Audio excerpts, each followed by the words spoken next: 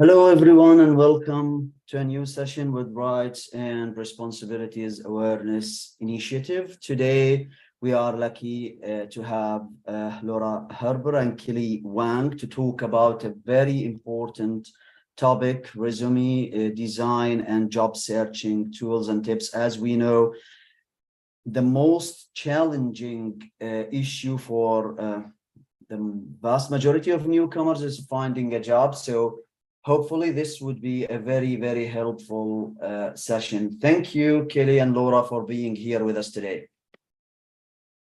Well, thank you for having us. Yes, my name is Laura. And I'm Kelly. And we're here to present the resume design and job searching tools and tips presentation. So I guess let's get started. So who are we and what qualifies us to give this presentation? Well, I am a Fan-Track graphic design graduate. I also have a background in visual art. I'm currently a graphic designer with Eyesight Canada, and I also do my own art on the side as a commissioned artist and for enjoyment. And I'm Kelly. I'm currently a Master of Education student at Ontario Tech University. I'm a journalist with 980 CFPL, Global News Radio, and also a research assistant at the STEAM 3D Maker Lab, which is a part of Ontario Tech University. I'm also a volunteer board member with the Montessori Academy of London and the Thames Region Ecological Association. Throughout my education career and volunteering experiences, I've done many job interviews, done a lot of job prep, so I'm looking forward to sharing some of those tips and tricks with you tonight. So in terms of what we are going to cover, this presentation is divided into two parts. First is the resume design, and second is the job searching tools and tips. As a graphic designer, I will cover the resume design portion, going over the three most common types of resumes, using the STAR method, resumes, and the current AI technology, as there has been an influx recently, and then a live Canva tutorial, which is a free online tool that you can create many different documents, including resumes. And after Laura wraps up her section, I will jump in with job searching tools and tips. We're going to go over finding your true, real passions, where to actually find job opportunities, preparing for your interview, and furthering education. Alrighty, let's get started. So the three types of resumes are chronological, functional, and the combination. Chronological is, as the name implies, you put your work experience in reverse chronological order. So that is the main meat of this kind of resume. It has the contact information, the introduction or summary of qualifications. That is, as I mentioned, the main portion of this resume. And then the secondary information is, say, honors and awards, volunteer experiences, and education. So the next kind of resume is a functional resume, and it's mainly for people with a non-traditional work history who wants to highlight their skills and abilities. So perhaps it's someone who just got out of a school who didn't work during. And so it mainly focuses on the skills you learned during those years. So again, like the other resume, there's contact information, introduction, summary of qualifications, and the main portion is the skills. So you have a main skill, so time management or initiative, and then you have a description of when and where you use that skill. And then finally, in terms of secondary information, it is more the education, work history, honors and awards, and the volunteer experience. All right, and then finally, the combination resume, also known as the hybrid resume, is a combination of the chronological and functional resumes. So it has the contact information, your introduction, and then it has the education and work history in reverse chronological order. But below each work experience, you have these skills, like we saw in the functional resume, where you have the main skills and then a description of where you used it. So usually it would imply that you have your work experience and then the skill that kind of you learned during that work experience. For example, say, as a graphic designer, I can say underneath worked with clients, so communication, and then worked with clients to meet the desired outcome in a certain task. And then in terms of secondary information, the education, and any other information you want to include, like the honors and awards, for example. So when making a resume, you should decide what kind of resume you would like, depending on your background and your skill sets. Okay, so using the STAR method. So when we talked about the skills in the previous resumes, you need to be able to write them because that is a form, like an art form as well. So when you're writing about your experiences, you should ask yourself, when did I display this skill? So you choose a skill, organization, for example. You ask yourself when you displayed it. This could be during your past job, your volunteer experiences, or even your day-to-day life. You know, as a high school student, we're required to have certain amount of volunteer experiences. So even like after high school, you have that experience to draw on in terms of writing about your skills. And so the STAR method stands for situation, task, action, and result. So the situation, what objectively happened? And so what is the problem that needed to be solved? The task is, what is the actionable thing that needed to be done to, say, solve the issue? The action is, what did you do in this situation?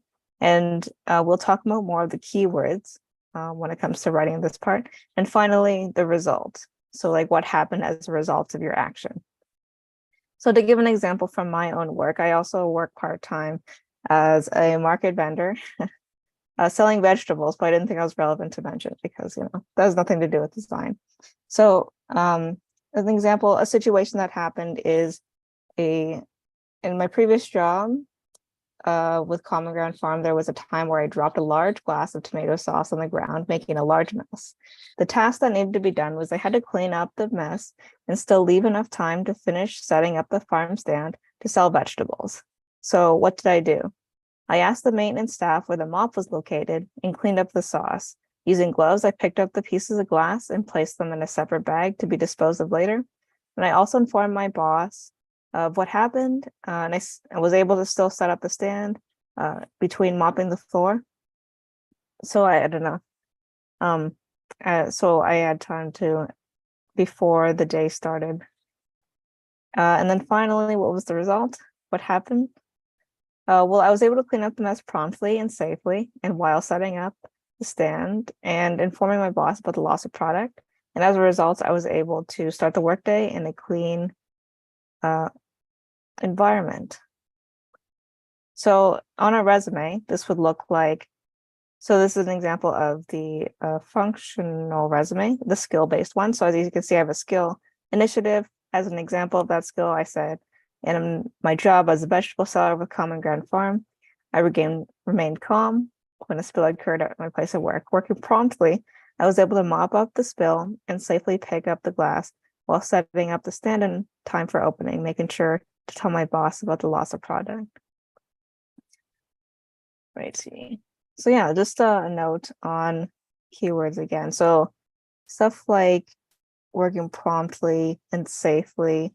So those are things that people will flag, and that brings us to the next topic, actually, which is resumes and AI technology. So currently, AI technology has been a very big thing recently. People have been using it for multiple things, and including employers use it too to scan resumes, because like with the job market, there's a lot of people. I mean, and like going over like 1,000 resumes takes a lot of time and effort. So to narrow down that number, employers are going to scan up all the resumes and search for certain keywords, and then make a list based on that. So where do the keywords come from? So essentially they come from the job description. So for example, this is a graphic design position that I took from LinkedIn. As you can see, there are the keywords, for example, like strong composition, layout, and typography, excellent communication, time management, fast-paced environment, like working independently and as part of a team. So the technology will look through the resume and see if it matches these certain words that the job description has. There's also a note on the word bachelor's. So a lot of jobs require a bachelor's degree. And sometimes if your resume doesn't have that word, then it will reject it right away. But there is a way to put it there, like on your resume without actually achieving it, which like, because sometimes when it comes to jobs, like you may be qualified, but just not have that formal education. So in terms of getting around that, you can say, is willing to work toward a bachelor's on your resume, if the job requires. And hopefully you are willing to do that to get this position, if it is required, but I'm sure you have the skills for it. All right, also another resource that you can use is before you send your resume to an employer to put through an AI scan, you can put it through an AI scan yourself and see how it stacks up beforehand. So for example, a resource is jobscan.co, and then I will just briefly show you how to use it. Okay, so when you go to the site, I don't know, sometimes skipping things. You upload your resume and you choose a sample job description. For this one, it's scanned already that it knew that I was looking for a graphic design position. So it was really easy. I picked the graphic designer job. This is a sample job. And it uses those keywords from this and scans my resume. All right, so it scans things like, you know, your contact information, if you have it all, whether your job title matches, whether it has the word bachelor, see, that is important. Whether it can find, like, whether it's clear, you can find your work experience and education easily. And like, if your dates are formatted right. So making an account is free. However, there is some limitations. Like, for example, when it shows you your hard skills. So these are the words that they are like looking for. And as you can see, the resume that I uploaded didn't have many of them. So I would know to put more of those in so that it gets flagged. So in the non-free version, it obviously doesn't have everything, but it's pretty good, honestly. It also does the same for soft skills. For this one, I definitely had more, but yes. And then other keywords, you know, graphic designer, stuff like that. And then it gives you a rating. So I rated at 50%, and so like I would definitely have to increase my level of keywords that I have, and then try to increase it to about 60 to 80%. I think that is ideal. Alrighty, so now is a section for a live Canva tutorial. I'm going to transform the resume on the left to the resume on the right, essentially. The resume on the left is a legitimate resume that I did use before I became a graphic designer and had formal training. So, and I am assuming like most people's look like this. It's just like purely information based and not really focusing on design. But like if you wanted to stand out, I do recommend using this free software. So yes. So,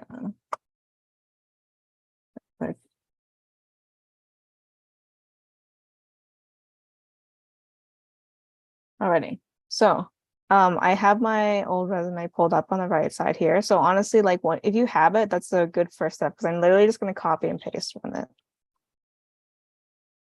And here is Canva. So Canva is free to use. There is a premium option, but honestly, like you don't need it. It just gives you more templates, for example. Like it has a lot for the free version.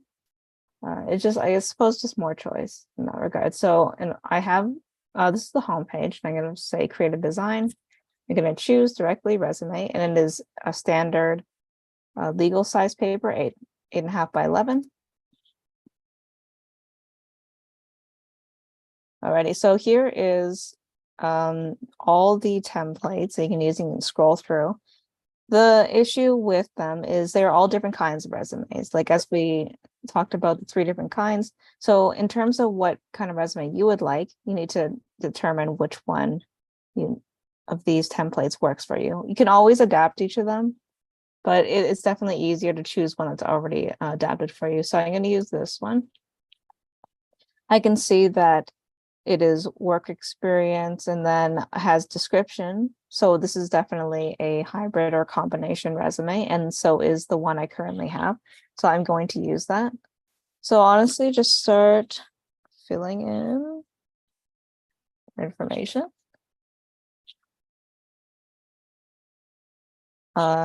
When it comes to adding photos, you can go down here to uploads. I've already uploaded some photos, but in order to do that, you just go upload photos and you pick your photo and you open, and then it just shows up here. And then to add it, you just click your photo and drag it onto the canvas. So right now it's behind all of the text and I don't want that. So I'm gonna go to position, then to front. It puts it all the way to the front, as if like a layering system. So in order to put it, I want it in this like circle here because I want, that's not me, right? So I'm gonna go and I just like drag it across and it perfectly sizes it for me, which is quite nice using that AI technology. If I want to resize it further, if I don't like how it's placed, I can go like that and I can move it if I want. I can also scale it. But I don't want to do that because it actually did a pretty good job as is. But I do want to make it bigger. So I'm gonna just pull the nodes at the corners here, make it bigger. Also, I don't really think this is the best color. So I'm just gonna make it a light gray. But I just need to make sure in terms of contrast, you want to make sure they can read it. So for example, like a color like this darker color, I can't read the text as easily. So you need to be aware of how readable your resume is. All right, in terms of skills, I'm literally just gonna copy my resume, paste it in, just to know that there is a return here, so I had to delete that. In terms of languages, I actually only know one language, so I'm actually going to delete that part. See, these resumes are very flexible. And instead, I'm going to put references. You can spell references available or upon request, because references in the old, I'll say in the olden days, and like in the past, like you're required to put references on your resume, but they actually take up a lot of space. And so you have less space for, I guess, what's more important, which is your skills and your experience. So I think I'm liking that so far. If I wanted, I could change the colors of these icons and I would replace all this information. And yeah, I'm just gonna continue putting it in here. Make sure to delete the return. So also just a note, I'm gonna paste this and look, as you can see, there's a bunch of like, this is called rivers in graphic design where there's a lot of spaces in between. This is because this is right now justified text, but I want it to be left justified. So this is the symbol for alignment. And so when I click it once, it's gonna go all left justified for me, which is what I want. Perfect. And then I would continue filling out this information. That's it. Like, what was that, like 5-10 minutes? It's really easy, it's really quick. Some things I actually, also I'm a graphic designer, I'm going to put my logo here. Something that's a really cool feature is that Canva takes your colors and makes a color scheme out of it. So for example, I would like this, if I go to colors, it picks up the colors of both my logo that I put and my picture. So if I want it to be like a certain color scheme and I want it to all like match, I can make this the exact green of my logo, just because Canva has a nice feature. Also, if I want to copy something really quickly, I can click a text or an image and I hold Option on a Mac or Alt on a PC, and I just click and drag and it copies it super easily. And if I click and drag and hold Shift, it, as you can see, it's aligning with the previous thing. So for example, this is not holding Shift. I can like move it wherever, but this is holding Shift. So yeah, that is that. In order to export, you go to Share and then Download. You can choose what format you want. If you want it to print, I would go PDF print. If you want it for electronic version, go to PDF standard. The PNG and JPEG are made for images. PNG is actually made for internet images and JPEG is for printed images. But for documents, go PDFs, and then you press that and it saves and you're all good. So yes, that concludes my section of the presentation. I will let Kelly take over now. Thank you so much, Laura. That was an amazing demonstration of Canva. And even though I use Canva quite a bit in my professional life as well, I always learn great tips from you. So thank you for sharing them with everyone. Alrighty. So now that Laura has wrapped up her portion on resume design, I will be talking to you about some job searching tools and tips. We're going to go over finding your passion, where to find jobs, interview preparation, and furthering your education. When it comes to finding your passion, it's very important to do this before finding a job, because on average, you're going to be working 8 hours a day, 40 hours a week, and about 50 weeks a year. So that's going to be about 2,000 hours a year. And the big question is, how do you want to spend it? And you definitely want to spend it doing something that you love or that you're passionate about. So the first question is a simple one, but kind of difficult to answer as well, which is, what brings me joy? What makes me feel positive emotions? Like, do I want to feel relaxed, or do I want to feel excited? Maybe a bit of both, or just regularly content. And also ask yourself, what do I choose to do in my spare time that could be turned into a job? So do you have any hobbies that could be turned into a job, or at least incorporated? However, a job often is just beyond happiness. So you can't just ask yourself, what makes me happy? A better question to ask after the happy question is, what brings me fulfillment? So for example, does helping others bring me fulfillment? Maybe bettering the environment?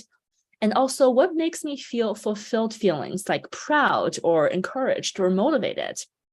And also, keeping it real, if I get paid to do my hobbies, am I still going to enjoy them? Because if money is involved, that means that stress is going to be involved, expectations, managers, and quickly your hobbies may turn into a job and you may not even like them anymore. However, if you do want to turn a passion or hobby into a job, you can always test the waters first to see if it's right for you. You can give it a try through volunteering, for instance. So for example, if you like photography, you can volunteer with an organization and take some marketing photos for them, or go to an event and do some photos for them and see how you like it. Freelancing as well, build your own little business or service for others to use and see how you like that.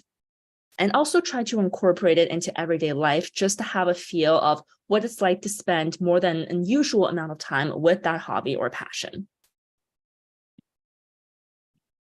When it comes to passion, the skill set involved is also important for you to look at. Laura has mentioned this in her resume design portion. However, everyone has hard and soft skills.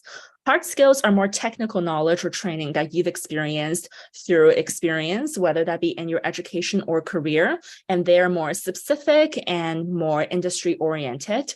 Whereas for soft skills, they're more personal. They may come from habits or just general life experiences. They're a lot more common, a lot more applicable to a lot of different industries. So for example, a hard skill could be if you speak more than one language, or if you're familiar with stats, if you're familiar with marketing and how that works. Whereas for soft skills could be, are you creative? Do you work well in a team? Are you adaptable? Things like that. Also, when it comes to figuring out your skill set, you can also ask yourself, what skills do I want to improve at? What skills do I lack that I should have? What duties are going to help me build up those skills? Now, you don't really have to look at the role specifically, because a role is just a title and your duties are going to vary. Looking at the duties first might help you find a role that suits you better. If you feel like those duties are going to be beneficial towards your skill set and that you have the skill set to perform those duties well. Also, how can I improve these skills in my everyday life? Whether it be through just regular everyday life or doing a bit of volunteering, it's a good idea to practice these skills that you want before applying for a job. That way, by the time you apply, you already have them. Now I'm going to move on to where to actually find these jobs. It's not always easy, especially with the market being very competitive, but I will give you some online ideas on how to find a job and some offline as well. Starting with online, national, if you're willing to look Canada-wide, or even international. The first one is LinkedIn, which I'm sure a lot of you have heard of, and I'm sure a lot of you use. It's a great job website for networking and connecting and learning more about jobs and accomplishments, things like that. What I like about LinkedIn jobs is that it displays a number of applicants. So you can kind of see how popular a job is and how competitive it may be. If you get a premium version of LinkedIn, which is not free, you can compare yourself to other applicants and see how your skill set varies from theirs. Also, it displays your connections to the company or organization that you want to apply to. So if you're really passionate about a job at one particular organization, LinkedIn will tell you who you know or who's a connection with you on LinkedIn who already works for or worked for that company. So if possible, you can reach out to them, ask them about their experience, stuff like that. Indeed is another popular platform that I'm sure a lot of you have heard of. It's used by both large and small companies for a variety of roles, from permanent full-time to summer full-time to part-time. And what I like about Indeed is that it offers employer reviews. So you can go on there and before applying for a job, you can see what their past or current employees are saying about them, whether the company is a good place to work, what management is like, what vacations are like, what the environment is like, and see whether it may be a suitable fit for you. Another option is Google Jobs. This one is arguably the easiest one to use, and it's easy to browse because all you have to do is just type in keywords in the search bar on Google. So if you type in part-time student work London, Ontario, then you are going to get a bunch of listings for part-time student work in London, Ontario. This is a really good way to just quickly browse what's out there. A lot of these times you cannot apply directly through Google. There will be an external link for you to click, usually towards the end of the link, the posting. However, you can do so and then get redirected and apply through there if you would like. And finally, there's the official Government of Canada job site where over 84,000 jobs are advertised. However, they're not just all government jobs. Pretty much all of them are actually jobs outside of the government sector. You can find jobs in every single sector, from healthcare to skilled trades to everything in between. I also like the fact that they have a filter. So if you are someone with a disability, for instance, or if you have certain limitations, you can let them know ahead of time and they'll filter those jobs out or in for you. If you are in London and looking for a job locally, here are some sites that you can use. So Pathways Employment Help Center has a job board online that you can check out. However, because Pathways is a skilled trades training center, a lot of these job postings are going to be skilled trade related. I have seen other types of jobs there before, like social media and marketing. So they're not all skilled trades, but most of them are. If you're interested in working within the nonprofit sector, you can definitely check out Pillar London, and they offer nonprofit jobs within London and the surrounding area. They also have lots of volunteering opportunities as well. And these jobs include everything a nonprofit sector needs. For example, human resources, marketing, educators, a variety of things. If you're a Fanshawe or Western student or alum, there is a job portal for you to browse. And these jobs are available for both on campus for students and off campus for everyone else. A lot of these positions know that they're posting onto the school sites. So these are going to be very applicable to you and your field. There's a filter that you can use to determine which jobs will be suitable for you. And if you're a student, it's a really good way to check that out if you're looking for a part-time job. And finally, there is the official City of London job site where government jobs for the City of London and its partners are offered. There are other methods of job searching that doesn't involve the internet, and I find that sometimes these actually work better, just because with the internet, it's so competitive. So many people have access to it. They can accept applications from around the world, and sometimes a bit more of a personal touch or an offline experience may be more suitable for you. For example, the best tip I can give you for job searching, finding job positions, is asking connections. Do not be afraid to ask your professors, teachers, coaches, family members, friends, if they know of any opportunities that may suit you. That's how I got my job for 980 CFPL Global News. They weren't doing an external hire because it's a very long process, but they knew they wanted to hire. And I happened to ask one of my journalism professors at the right time because he connected me with the news director of 980, and that's how we got connected, and that's how I got the job.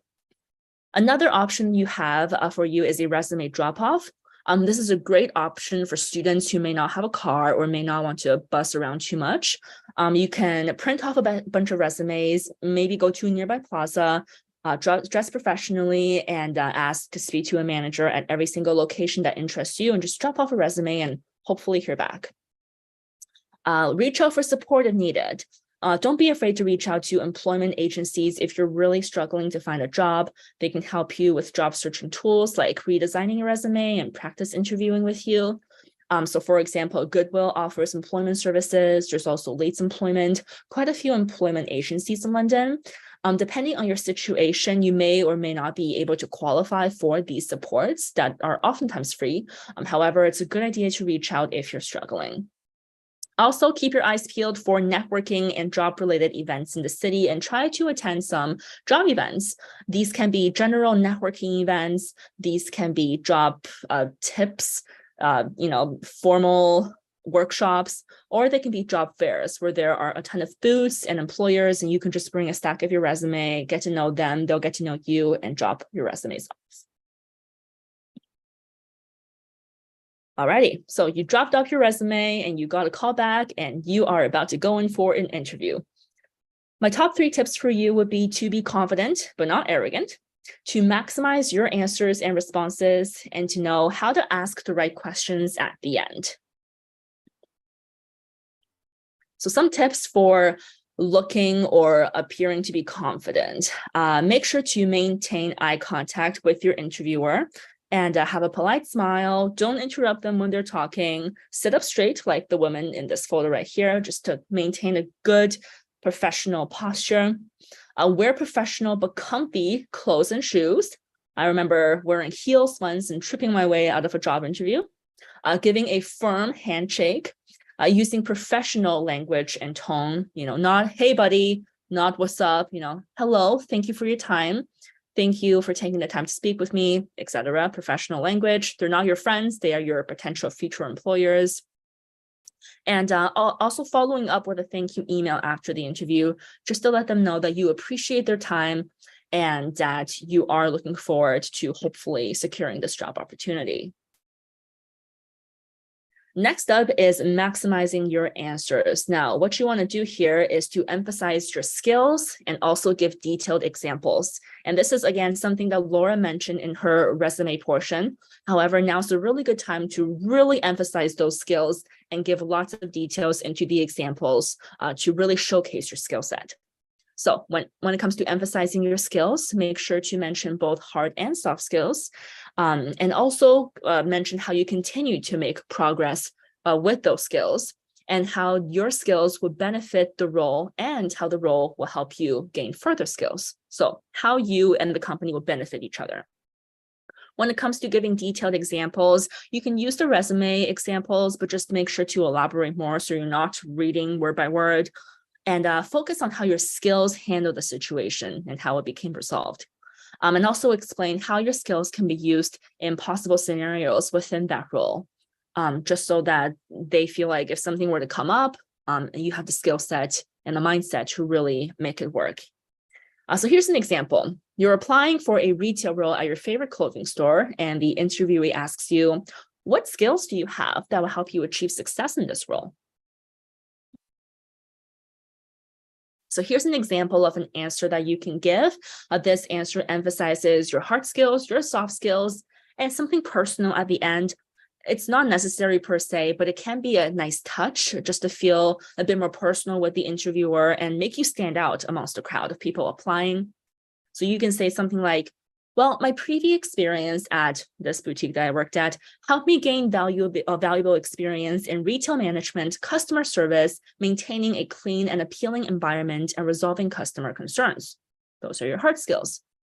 Additionally, I'm a team player. I'm outgoing. I love socializing, which makes me really excited to work at your boutique. Soft skills.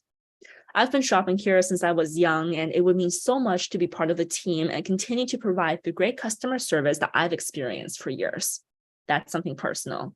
So they know that you have hard skills, you have soft skills that are suitable for this role, and they know that you've known the shop for a long time, which is great.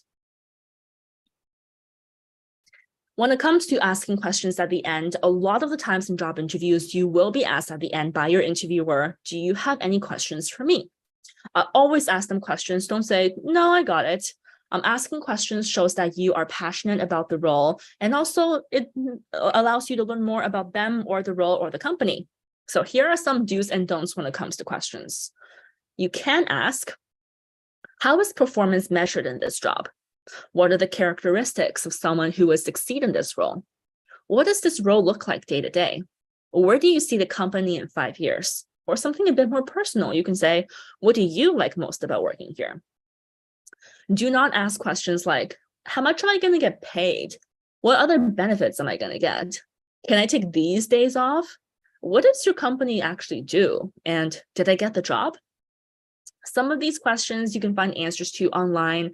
Some of these questions, they don't even know, and they just seem unprofessional to ask in that moment. Also, recognize your rights and understand that there are questions that your interviewer cannot ask you. There are questions that are literally illegal to ask.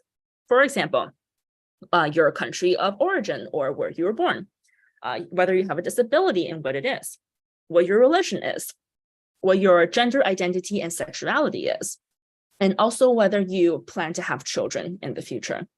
Now, they may ask questions to get around these topics, such as, are you eligible to work in Canada? This job requires heavy lifting. Are you able to do that? Can you work weekends and holidays? Are you experienced in EDI, diversity, equity, and inclusion? Things like that. They may ask questions related to these topics. However, they cannot ask explicitly regarding these topics. So know your rights. And finally, I want to wrap up my section with talking about furthering your education if and when you would like to, or if and when you need to by your employer. There are several options for you other than going back to school full time, if that's not something you're interested in or not something you are able to do. So first things first, there is a thing called Ontario Learn, which is a partnership between all 24 colleges in Ontario. They offer asynchronous online courses, meaning there's no classes actually. You don't, hop on a Zoom call for an hour every week. It's just asynchronous. You do your work as you go. And they offer courses in so many fields and areas, from health to education to science to everything in between. So there's bound to be something that you would be interested in or need in Ontario Learn. You can also search for part-time programs at Western University, Fanshawe College, or other private colleges in London. And there's also skill training as well in London. There is the Pathway Center, the North American Trade Schools, and depending on what you're interested in, Pathway has some programs that you can finish in 2 to 3 months. I'm not sure the length of the North American Trade Schools. However, these are some options for furthering your education if required. And I want to wrap up this presentation by saying thank you so much for listening. We greatly appreciate the opportunity to be here, and we're happy to answer any questions you may have. And on behalf of Laura and I, we'd like to thank you again. Feel free to contact us with any questions or comments you may have. We put our emails on the screen, and thanks again. Thank you very much, Laura and Kelly, for this very informative and fruitful session, full of information. That was a lot, and that was an outstanding effort. On behalf of RRAI, I'm expressing my serious thanks to both of you. Thank you very much. Thank you so much, Haitham.